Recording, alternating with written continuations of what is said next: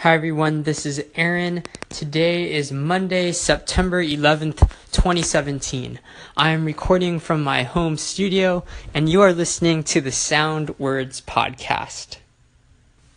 Last week, I broadcasted songs from the worship set that I led 2 weeks ago. It gave me some time to reflect and think about how I'm going to be using this podcast. I think we're on the right track. This week, I'm going to be talking about 5 barriers to overcome if I want to be physically expressive in worship. 5 barriers to overcome if I want to be physically expressive in worship. I'm talking about this topic because in the worship services that I'm leading music in, I want to be better at leading the congregation in clapping and raising hands. And in order for me to help the congregation, I myself need to get better at clapping and raising my hands.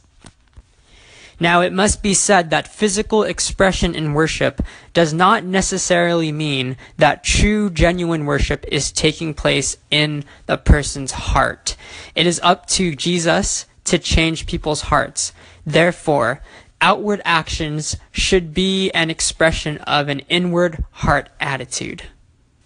So I say this in an attempt to explain that it's not about putting on a show, it's not about putting on a performance, but it's about trying to better express what is taking place in the heart of a worshiper.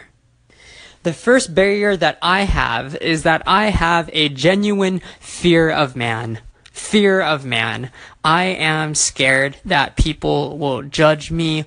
I am scared that people will think I am weird for raising my hands during service. I am scared that people will think that I am lame or not cool for clapping my hands during a worship service.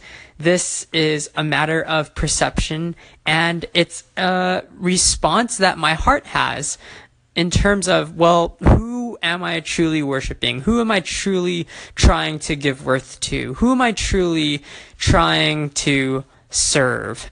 And if I examine my heart, I must say that God should be the answer, but sometimes my sinful heart gets in the way. I need to ask God that I would not worry about what others think of me, but I would be genuine in my expression and praise of Jesus, that I would be unhindered, that I would give him 100% of who I am, and it would come out in how I express myself.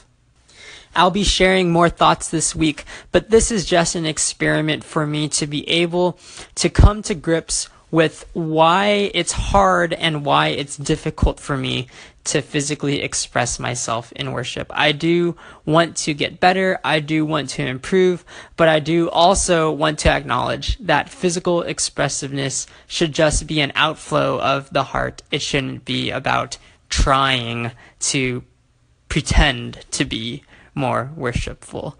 Thanks for listening to the Sound Words podcast. See you tomorrow.